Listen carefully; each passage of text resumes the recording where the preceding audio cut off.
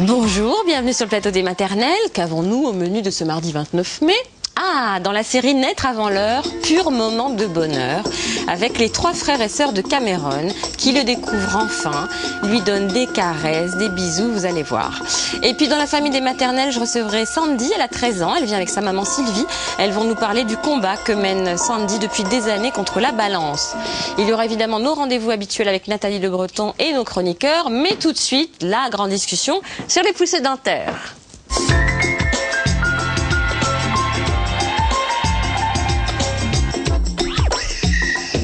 Érythème, fessiers, gencives gonflées, pleurs, diarrhée. Hélas, les premières dents de nos bébés ne viennent pas toutes seules. Ce moment tant attendu par les parents est souvent une étape douloureuse à traverser pour tout le monde. Pour Esteban, le premier signe annonciateur d'une dent, ça va d'abord être son humeur. Il est grognon, il chouine, il mange pas très bien, il veut téter le sein plus souvent, il va être un petit peu constipé pendant 2-3 jours, les fesses un petit peu rouges. La dent sort et puis le transit reprend normalement. Entre recettes de grand-mère et conseils de copines, c'est pas facile de soulager son bébé. Donc poussées dentaires, comment les aider à passer ce cap, c'est ce dont on va parler ce matin à travers un dossier préparé par Zaina Isabachen. Et pour répondre à nos questions, nous recevons le docteur Philippe Koval. Bonjour. Bonjour. Merci de revenir nous voir. Vous êtes toujours pédiatre? Toujours à Paris. Très bien. Vous allez nous parler des signes de la poussée dentaire et des méthodes pour soulager nos petits. Avec nous également Alain Amzalak. Bonjour. Bonjour. Bienvenue. Vous êtes chirurgien dentiste, conseiller scientifique de l'Union française pour la santé bucco-dentaire et auteur entre autres de ce livre Code de la relation dentiste-patient paru aux éditions Masson. On va commencer par le témoignage de Wallis. Bonjour Wallis. Bonjour. Bienvenue sur notre plateau. Vous êtes originaire de Gaillac dans le Tarn.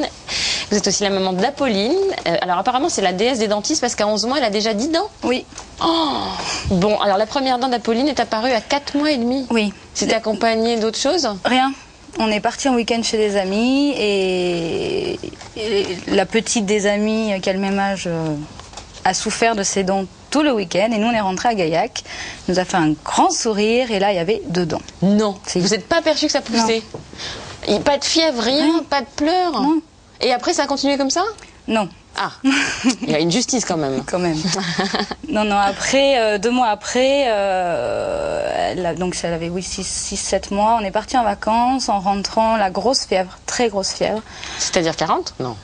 Quasi. Presque, ouais. Quasi. Et chez elle n'avait jamais été malade, donc c'était un peu, nous on était un peu désemparés et on est allé chez le pédiatre qui nous a diagnostiqué une gastroentérite et 4 dents qui sortaient d'un coup.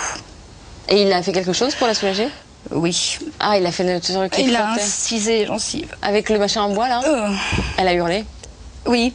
Et ça a saigné? Oui, ça a beaucoup saigné. C'est le plus impressionnant parce qu'après le lendemain tout était fini. Tout était sorti? Elle avait 4 dents. Dans la nuit c'est sorti? Oui. Ah, comme quoi, bon, c'était pas mal quand même. Oui, non, c'était bien, mais c'est une décision qui est pas facile à prendre. Bon, en plus, c'était pas son pédiatre à elle, c'était un remplaçant. Elle le connaissait pas? Ah, non. Bon, alors 4 et 2, 6, et après, pour les 4 prochaines? 2 mois après, 8 mois, otite, bronchiolite, trachéite. Grosse fièvre, pareil, pendant 48 heures, impossible de la nourrir, de lui donner à manger, rien. Et ça a duré 2-3 jours et 2 dents. Et vous pensez que c'était lié? Ah bah oui, enfin oui. Ah oui? Oui, je pense. Et les 2 dernières, jusqu'à présent? Rien. Elles sont sorties toutes seules? Oui, toutes seules. Donc à chaque fois c'est différent, hein? Oui, mais bon, là elle sort une prémolaire, il se passe rien. Hein. Elle a juste la joue rouge, les fesses un peu rouges et voilà. Par contre elle met tout à la bouche, donc je sais que c'est une dent. Et alors c'est quoi? C'était les deux premières en bas? 2 en bas, 4 en haut. C'est ça.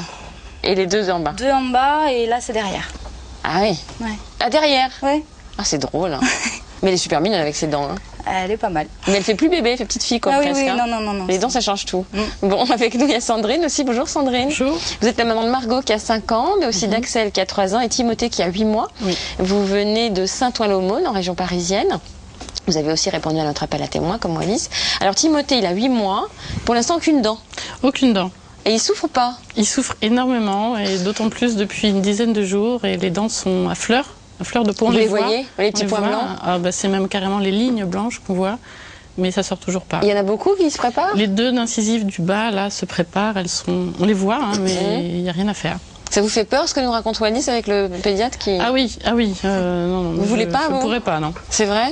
Déjà de le voir souffrir, ça me fait mal au cœur, mais si en plus il fallait le faire souffrir, non. C'est dur, hein. Comment ça s'est passé pour vos deux aînés? Ma fille Margot, on n'a rien vu.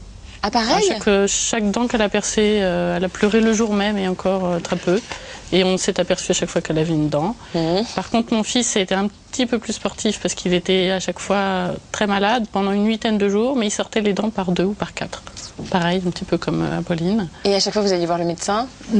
Pour le reste, c'est-à-dire le fait qu'il soit très les symptômes pris, associés. voilà, les symptômes associés, mais pas pour les dents. C'est sorti tout seul, mais avec pas mal de douleurs. Vous avez été voir un ostéopathe et un homéopathe? Oui. Pour faire quoi? Mais en fait, j'ai commencé à avoir ces deux spécialistes à mon premier enfant avec Margot, et j'ai continué avec Axel parce que il souffrait beaucoup, il dormait pas beaucoup et il a des problèmes de bronchite asthmatiforme, donc il fallait absolument l'aider à se dégager. Mais rien à voir avec les dents, là. Non, mais à chaque poussée dentaire, ça s'aggravait. Ah oui? Donc du coup, il ne dormait plus, il mangeait quasiment pas. Enfin, c'était vraiment pendant 8 jours, il était pas bien. Donc j'ai été voir un ostéopathe pour le soulager. Et ça a fonctionné? L'ostéopathe me disait qu'il avait le crâne très serré et que ça n'arrangeait pas les choses. Ah bon? Donc elle m'a aidé là-dessus. Elle a ouvert le crâne? Non, je rigole.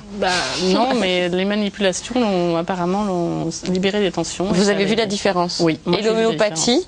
L'homéopathie l'a soulagé, mais c'est plutôt les problèmes annexes que ça a soulagé. Les bronchites un peu moins fortes, le rhume qui passait un peu plus.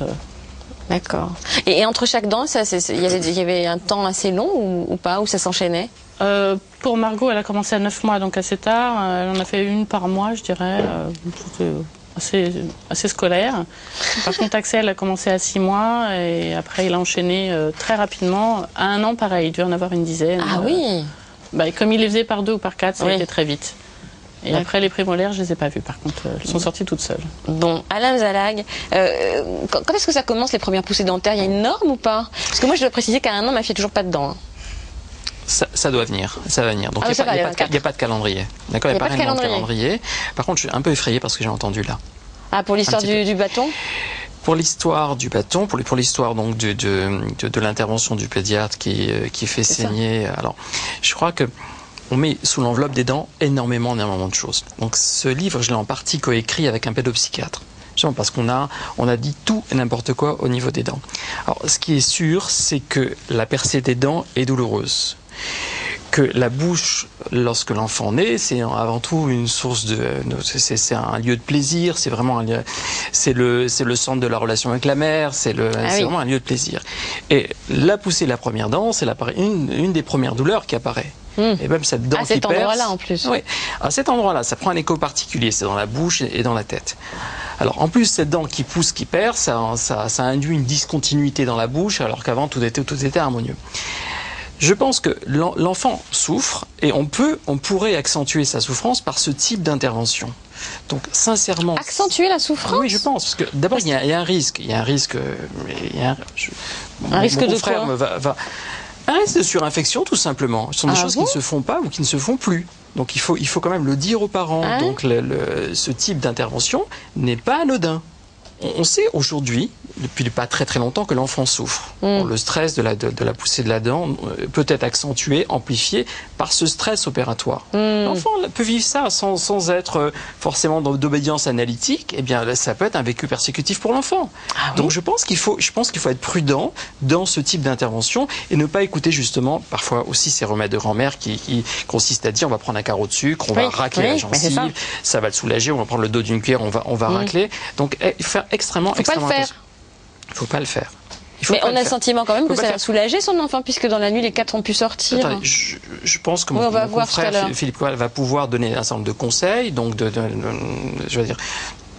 traitements qu'on peut faire qui peuvent soulager l'enfant. D'accord. Vous dites que les dents, elles commencent à se former in utero? Oui, absolument. Une sorte de petite cloche. Et elle se calcifie, donc, mais absolument, au niveau de l'embryon, elle commence à se former. Et il y a beaucoup de bébés qui naissent avec des dents?